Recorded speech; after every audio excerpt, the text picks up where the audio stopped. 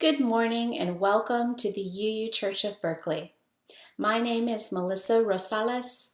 My pronouns are she, her, hers, and I'm today's worship associate. This is a welcoming congregation, and we are always working on how to welcome and care for one another better.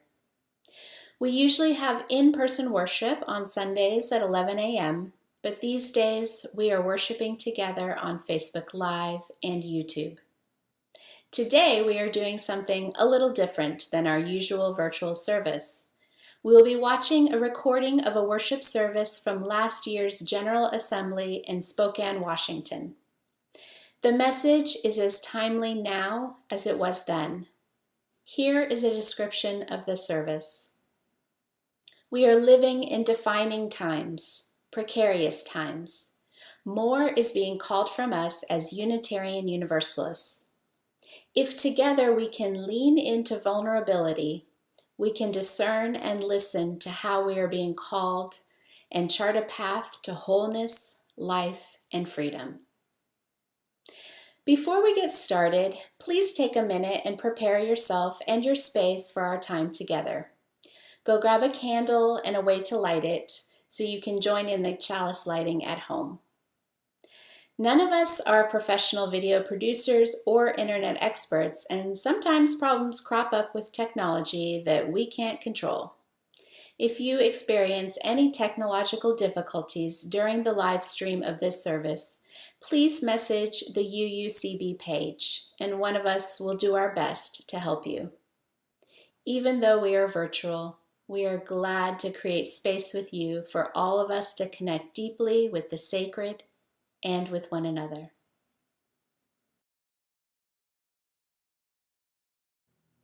Before we begin the service today, we want to make sure that we provide space for our spiritual practice of generosity.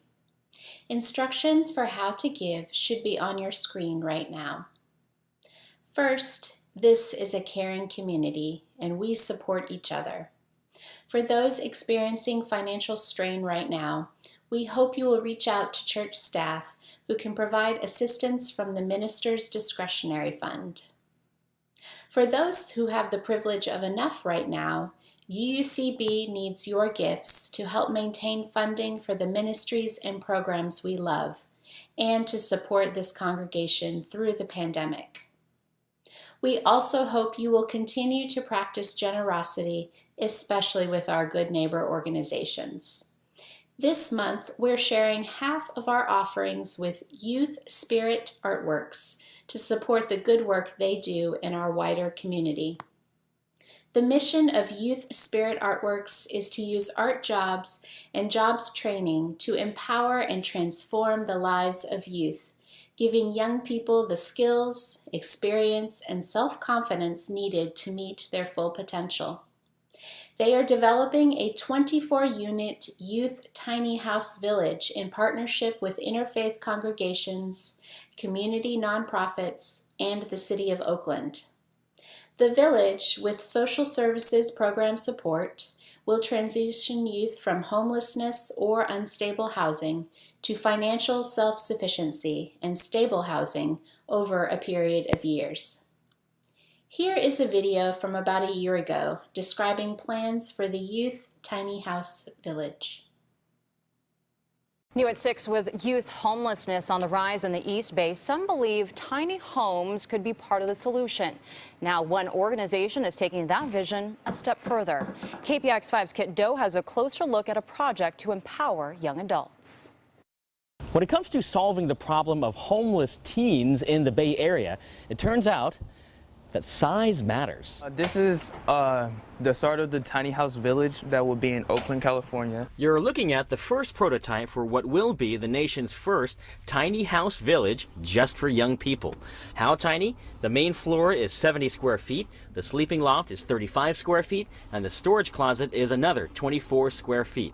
Jackson Hardiman is the board president of Youth Spirit Artworks, which is launching a 100 Homes for 100 Youths campaign. The Oakland Unified School District says at any given time there are 900 kids couch couch surfing or in an unstable housing situation in Oakland. And Hardiman says young adults who are homeless often have a hard time finding help. When it comes to any types of youth shelters, most of them don't necessarily stay open all day or don't necessarily actually provide enough security for the youth that are actually coming to stay in those places. What we want to provide is their own home for their own sense of security. One of the main qualifications to get one of the temporary tiny homes, you have to help build it. Team leader Jason Wilson says the young people will learn new skills and also develop a sense of pride and responsibility. We all know children, whenever you give them something without them having to work for it, they take it for granted. Versus if they have to work for something, they'll value it more. Each tiny home is 13.5 feet tall and just about 8.5 feet wide, roughly the same proportions as an RV, but shorter, and the homes will stay on the wheeled trailer. The cost of materials is about $12,000 each, and it takes a team of 15 to 20 volunteers 5 to 6 days to build each one. The plan for Phase 1 is to raise several $100,000 more in donations and build the first village of 25 on an undisclosed half-acre lot in West Oakland. The village has strong support from the Alameda County Interfaith Council. Rolf Bell is a general contractor, but also has extensive experience volunteering with Habitat for Humanity. What do you tell a neighbor who looks at this thing and says, oh no, that's not going on my street? We really need to think differently about how we choose to be a neighbor to everyone in our community and not just the people that look like us. In Berkeley, Kit Doe, KPIX5. There are now 32 interfaith partner congregations supporting this project. This spring, working with the City of Oakland, a site on Hegenberger Road near the Oakland Coliseum was secured, and dedicated volunteers are now busy creating the tiny house village. YSA hopes to start moving in 22 youth residents and 2 on-site resident assistants by the end of August. Volunteers are being welcomed to help build 120 planter boxes for the village and to help prime fence boards. If you are able to give a gift of time and service, you can join members of our congregation at a UUCB paint day as part of our volunteer work day on August 1st. No matter what size or type of offering you can give, whether it be a gift of money or of service, all offerings are given and received with gratitude. Thank you. Good morning, everyone. It is so nice to see your faces today. I'm your GA Music Coordinator, Dr. Emily Jaworski. This is my, thank you. This is my dear friend, Francisco Ruiz Pati. And this morning we'll be joined on the keyboard by the fantastic Allison Vernon. Before we start the service, we'd like to sing with you a little bit. You may be familiar with There Is a Love. The words are by the Reverend Dr. Rebecca Parker, and the music is by my friend, and probably yours too, Elizabeth Norton. We'll sing it twice through, and then we'll try to do it in a round together.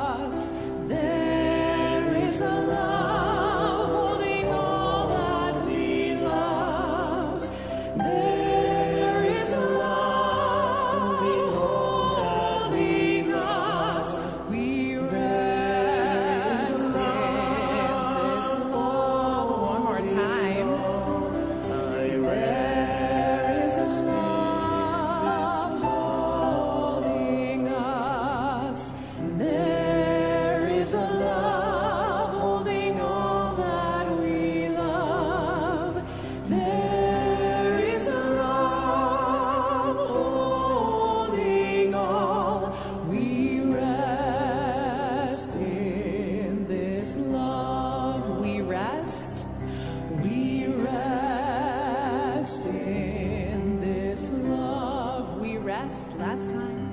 We rest in this love.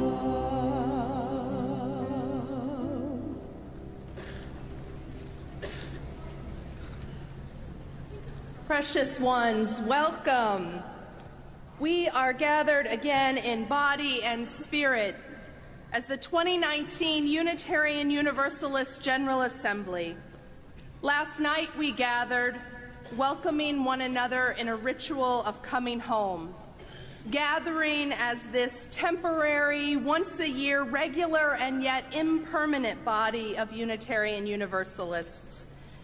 Today, throughout the day, I invite all of us to dive deeper, to open our hearts, to open ourselves to vulnerability, to share more deeply the honest stories of struggle and of joy that live in our hearts and our experiences as Unitarian Universalists, and that live in our gathered communities around the world.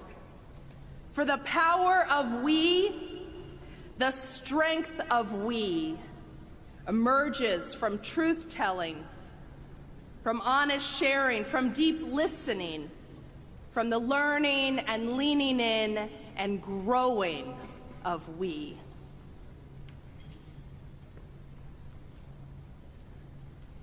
As we gather in worship this morning, we light the chalice, the symbol of our Unitarian Universalist faith and tradition. I invite the Reverend Lauren Smith, the UUA's Director of Stewardship and Development, and Levi and Leanne Draheim to join me in lighting the chalice this morning. We light our chalice with the words of the 14th century Persian mystic poet Hafiz, whose lyric poetry speaks of faith, love, and the divine. Many say that Hafiz's writings have influenced post-14th century Persian writing more than any other writer. He continues to this day to be one of the most well-loved Persian writers. In the 18th century, when Hafiz's words were translated into English, they influenced some of the West's most prominent writers, including Unitarians Henry David Thoreau and Ralph Waldo Emerson. Let's take a deep breath and prepare ourselves to hear his words. Hafiz writes, "Out of a great need, we are all holding hands and climbing. Not loving is a letting go. Listen, listen. The terrain around here is far too dangerous for that. Don't let go. We hold hands, climbing."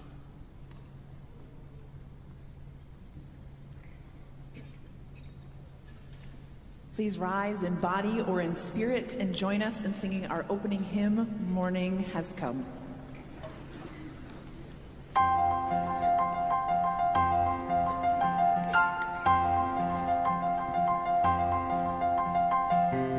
Morning has come, arise and greet the day. Dance with joy and sing a song of gladness. The light of hope here shines upon each face. May it bring faith to guide our journey home.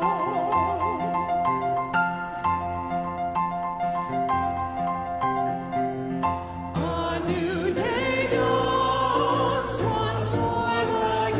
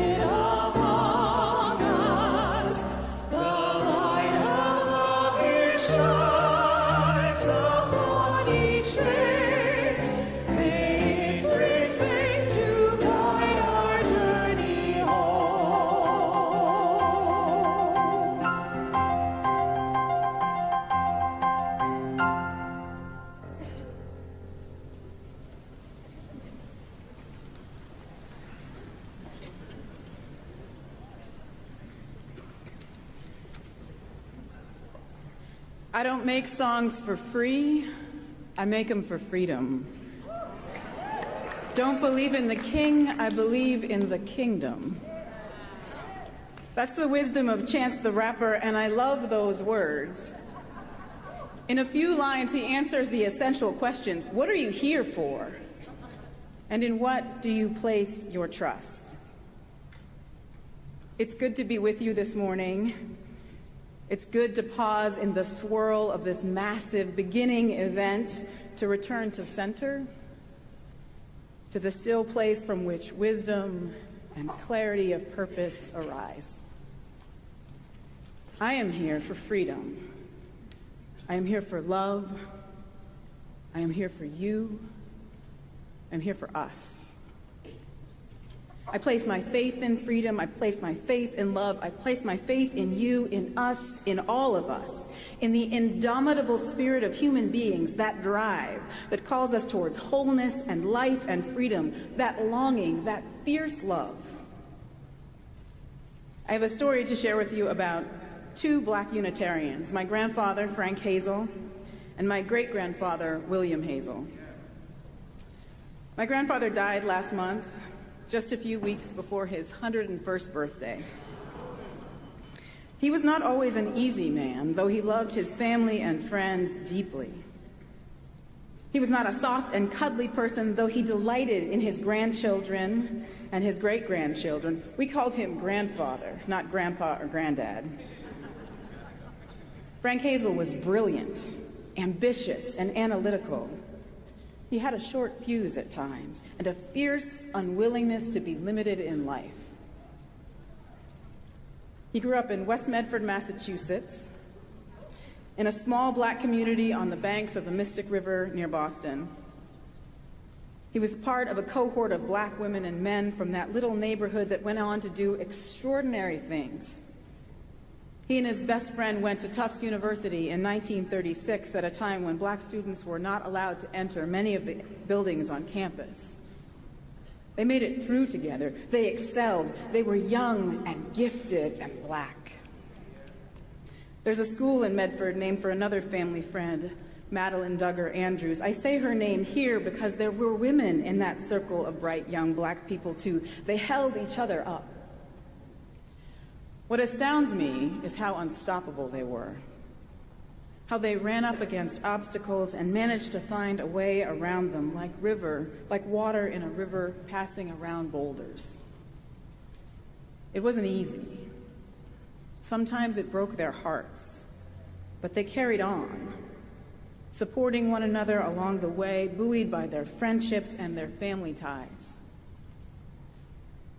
When my grandfather moved to Lexington with my granny and my mother and aunts in 1957, he started attending one of the Unitarian churches there, a little fallen church in East Lexington. Yeah.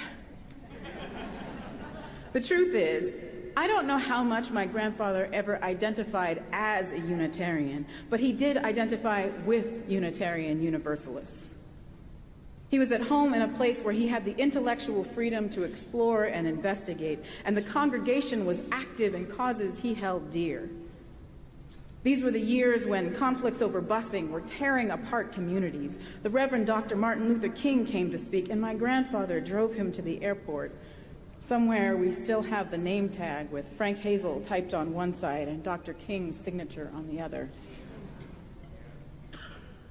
There's a theme here that I want to lift up that runs deep in my family, my Black family, whose ties to our faith stretch back 5 generations. Our connection has not been to Unitarian Universalism always as a denominational identity. Our connection has been to the spirit of love and freedom that has been a steady strain, not the only strain, but a steady strain in our faith for centuries. The first Unitarian in my family was my great-great-grandfather, William Hazel. He was born in Wilmington, North Carolina in 1853, not long before the start of the Civil War. He was born into a family of free Black people in the South during the era of slavery. It was devastating, deadly to be a slave, but life was hard for free Blacks too. They had little protection under the law. They could be re-enslaved for slight infractions. It was a vulnerable life, and they were under constant suspicion. Suspicion that they were subversives, suspicion that they were abolitionists or abetting the escape of fugitive slaves, and they were rightly suspected, as it turns out. Free blacks were an important part of the social network that was the Underground Railroad. The family left Wilmington in 1857. They packed up their belongings and head north to Oberlin, Ohio, and then on to New England. They held passes. I still have a copy of one of those passes that declared that they were free, but that must have felt like slim protection. The journey must have been a terror. It's hard for me to fathom the kind of courage required to leave a known world in search of freedom. I imagine that the world beyond Wilmington must have felt like the edge of the earth, like the blank space on seafaring maps when people still believed the world was flat. My forebears made a great leap of faith in search of freedom. In Oberlin, family members participated in the freeing of a captured fugitive slave named John Price. An uncle was recruited there to one of the Massachusetts Black Civil War regiments, the 5th Cavalry. Abolitionist Unitarians were active in Oberlin, just as some Unitarian Universalists today are engaged in current struggles of today's migrants, risking everything for life and for freedom. That is the stream of Unitarian Universalism to which I feel inextricably bound. William Hazel went on to work as a draftsman in the architecture firm of Charles Fallon McKim. Notice that the name is the same, Fallon. He joined the Unitarian Church in Cambridge, Massachusetts. He became an architect and a stained glass artisan. He went on to found the architecture department at Morehouse University. William Hazel was an angry man at times, and I can't blame him. He bristled at the limitations that society placed around his life.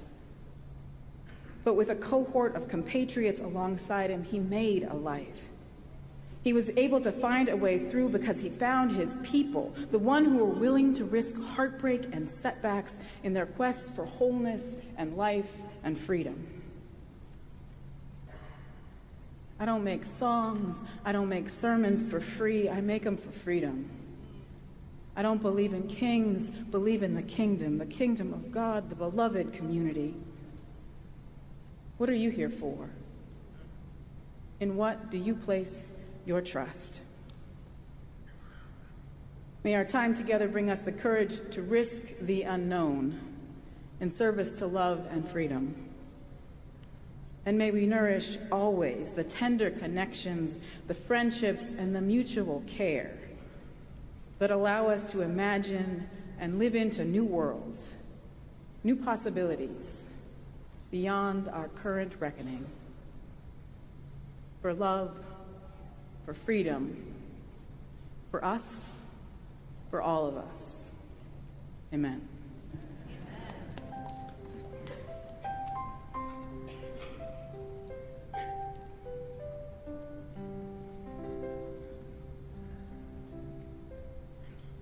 I invite you now into a time of meditation and prayer. Let your body settle into your seat. Allow your breath to drop down into your belly, and let your attention rest just here, in this sacred space, in this moment, in this good company. We'll pause for a little while to receive the gifts of our time together: peace, connection, stillness, deep listening, and care.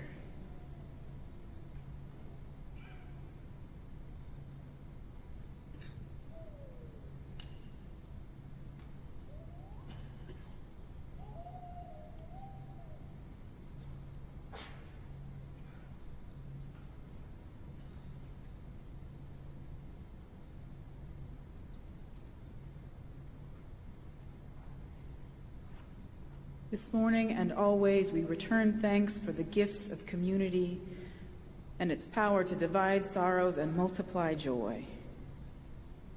May the blessings we know inspire us to heal and bless the world.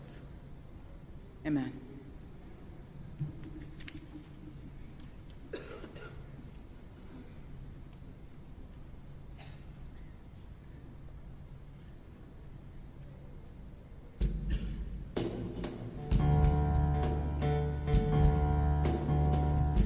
I'm not the clothes I'm wearing.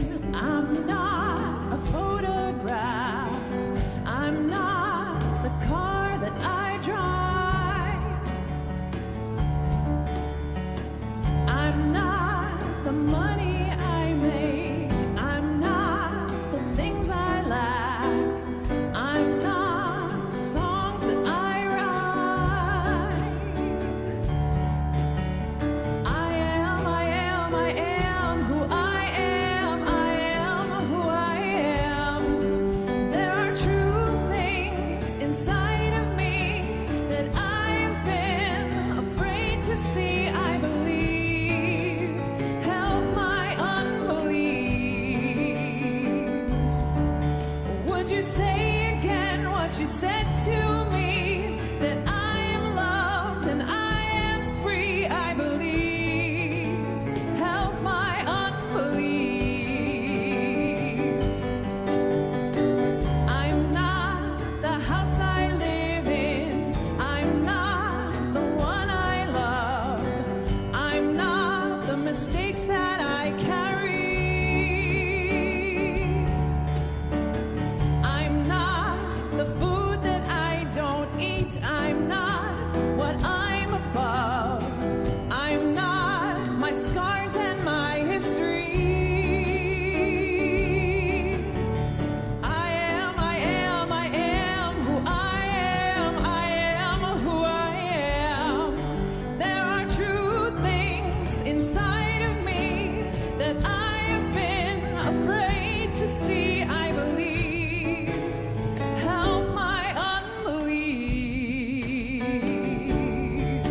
Would you say again what you said to me?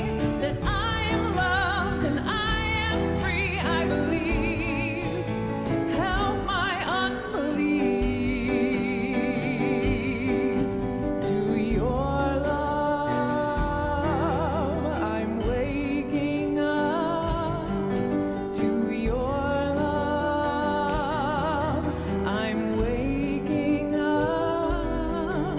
In your love, I'm waking up. In your love, I'm waking up. There are true things inside of me that I've been afraid to see. I believe. Help my unbelief. Would you say again what you said to me? That I am loved and I am free. I believe. Help my unbelief. Help my unbelief.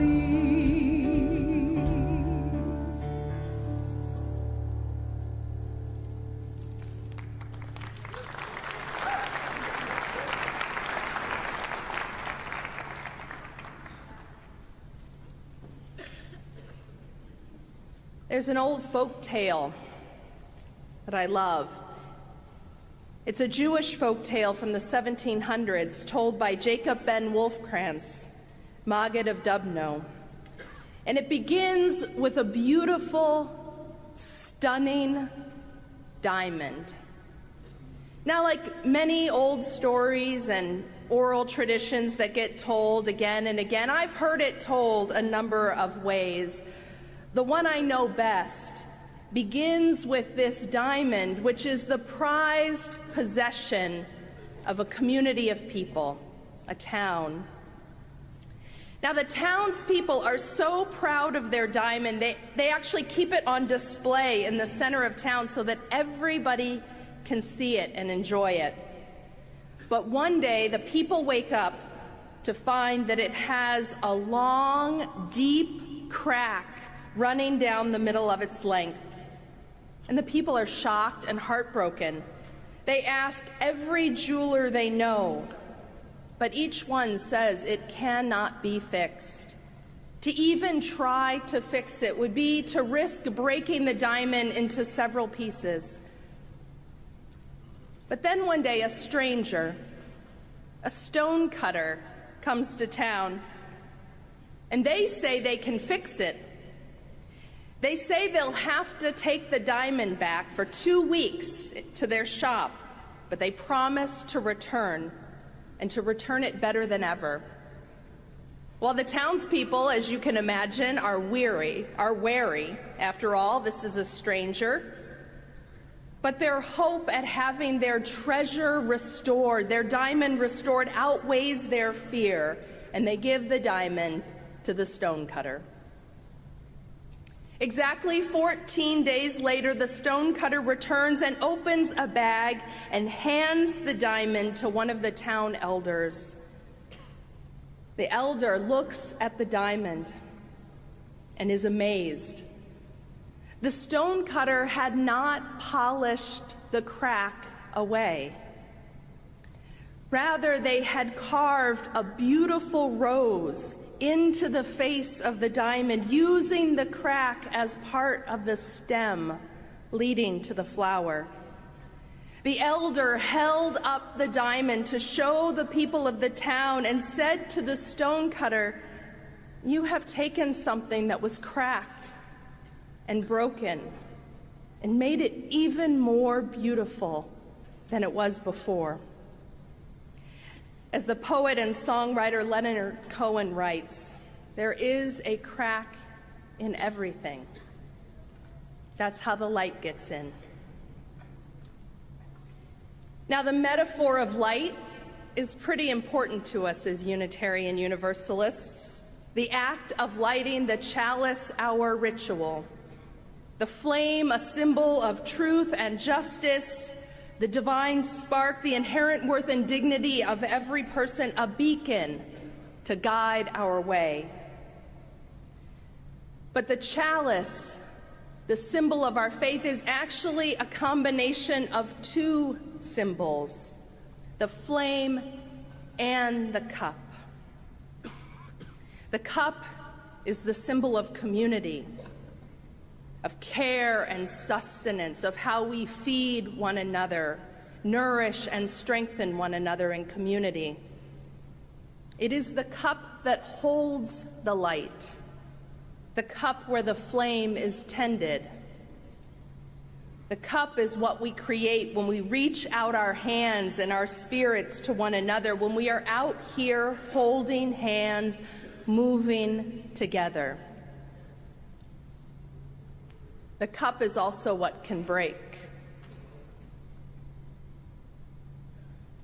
To unlock the life-affirming, life-saving, life-sustaining power of this faith, the power of we need to remember that our cup needs our attention. For it is easy to hold up a light and declare that everyone is welcome. It is harder to build a place where everyone feels at home. Reverend Lauren asks us to consider, what are you here for? And what do you place your trust? I am here for life. I am here for freedom. I am here for love. And I put my trust in the possibility that we hold to heal one another and to grow more courage and more love out of the communities that we build. And I am here, literally here, because Unitarian Universalism saved my life. When I was 5 years old, the ministry, the congregation, and two very special religious education teachers Shout out to all of our religious education teachers. They saved my life, because when I was a kid, my family was falling apart. A more accurate word might be erupting. And when my home was not a place of safety or joy, the Unitarian Universalist congregation was. And those two religious education teachers created a space of music and song and unconditional love that helped heal something in me, helped me see the light coming through the cracks, gave me hope, and sowed seeds that led me into the journey of ministry and here with you today.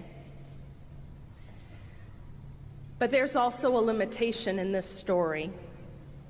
An unspoken part of my story and experience is the ease with which I fit into that Unitarian Universalist community. From a white, middle-class, well-educated family, the ease with which I fit into that community.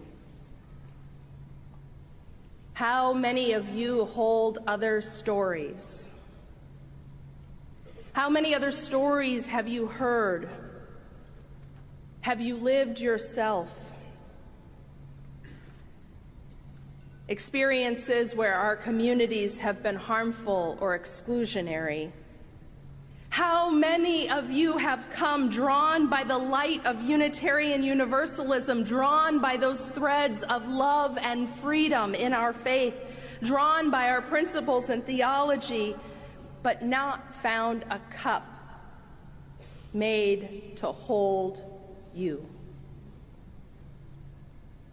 made to hold all of us? It is easy to hold up a light and declare that everyone is welcome. It is harder to build a community where everyone feels a sense of home. Our cup needs work, my beloveds. But the good news is that this is not the end of the story. When that stone cutter looked at the diamond, they didn't just see the flaw. They saw in the brokenness the potential of the rose. The brokenness and the struggle for justice, equity, and inclusion in our congregations mirrors. It is a reflection of the brokenness of our culture and society, a culture of domination and exploitation, a culture of racism and patriarchy, white supremacy and colonialism. It's all there in us. These are generational forces of culture and our country, generational forces of harm that live in every single one of us. They live in every single one of us, although the impact and losses and costs of these systems is not the same for every single one of us. You know, I can imagine if we were able to spend more time with those townspeople, that we would learn that some of them had seen cracks in that diamond all along.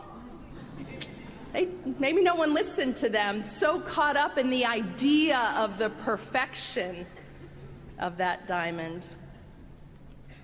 But brokenness is not the end of the story. In some ways, it's just the beginning. There was a time when Unitarianism led some to think that the perfectibility of character, of virtues, of society was the path to salvation. But it was our Universalist forebears who saw the brokenness in the world and loved it all the same, who saw how love could bring forth a rose from the cracks, who saw how love could help heal and make us strong. And that is the kind of love, the kind of religion that has the power to bring more wholeness, life, and freedom for us all. Now, this path, this practice of love, of universalist love, involves risk. Just like the townspeople took a risk in trusting the stranger with the diamond. Don't you know, in those stories, the stranger is always the voice of wisdom and the holy, coming to guide the people. We have to risk to create that rose. What we are signing up to do together as Unitarian Universalists, how our faith is being called in this moment, is no easy task. It's never been an easy task. To build a community that can be a cup, to nurture a love that burns so brightly and boldly it acts as a force for justice within our lives, our congregations, and our movement as a whole. This cup would be a resilient community, a community of deep commitment and practice where we don't let go of one another because we know that letting go is not loving, and it is far too dangerous out here for that. A community where love and solidarity help us develop a greater capacity for community, a greater capacity for risk and courage, a greater capacity for radical listening, radical truth-telling and radical listening, a greater capacity for joy and vulnerability. This is the kind of love that can change the world, that can tend a flame strong enough to light up a movement for justice and peace, that can tend a flame bright enough that calls us all back to our humanity, because we are living in such an inhumane, anti-human time. It's the love of Sunday school teachers offering refuge to children who need life-saving moments of unconditional joy and love for their healing. It's the love that opens our doors as sanctuaries to families whose lives are torn apart by our immigration policy. It's love that repairs and replaces a Black Lives Matter sign after a vandal rips it down. It's a love that has the courage to shut down jails and to put our bodies in the line of ICE coming after our neighbors.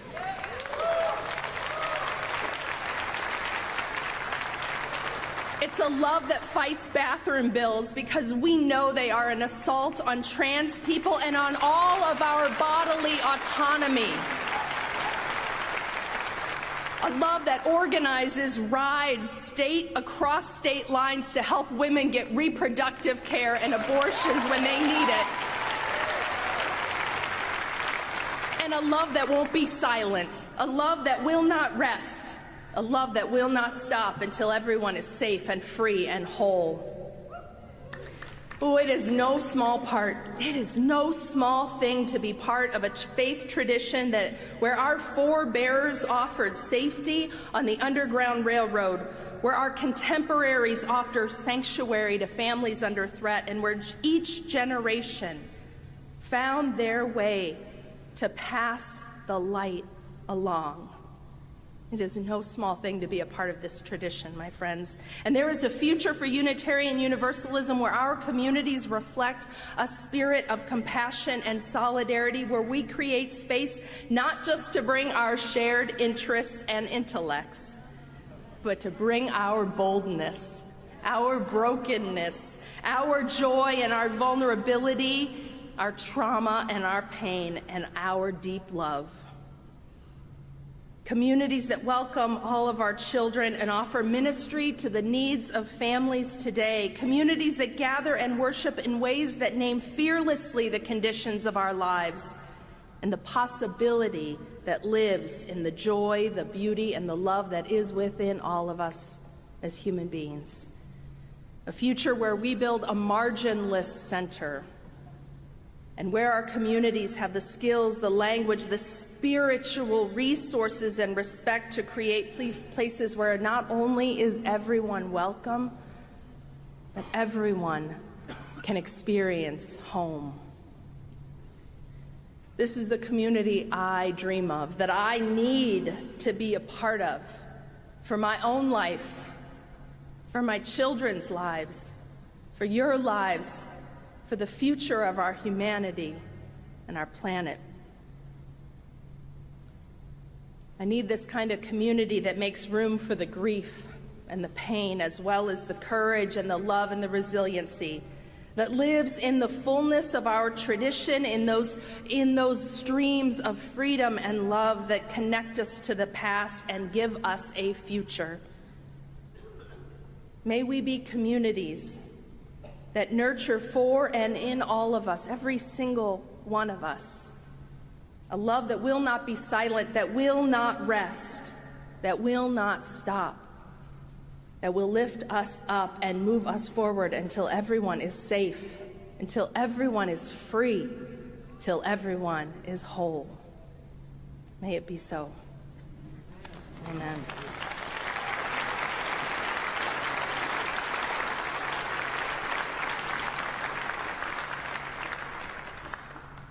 Vulnerability gives birth to joy, belonging, empathy, and love.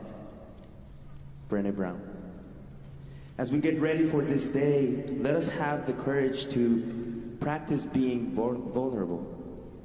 Let us practice knowingly opening our hearts to the unknown and move into the opportunity of connection.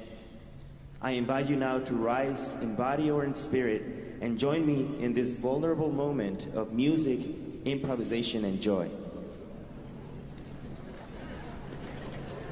Home, home, home, home, home, home, home, home. Now my low voices. We're building home, home, home, home. We're building home, home, home, home. We're building home, home, home, home. We're building home, home, home. A little higher. We're building home, home, home, home. We're building home, home, home, home. We're building home, home, home, home. We're building home, home, home. My altos. Our home, our home, our home. Our home, our home, our home. Our home, our home, our home. Our home, our home, our home. Now higher. Our home, our home, our home. Our home, our home, our home. Our home, our home, our home. Our home, our home, our home. Our home. We are building our home. Our home, our home. Our home, our home, our home. We're building home, home, home, home. We're building home, home, home, home. We're building home, home, home, home. We're building home.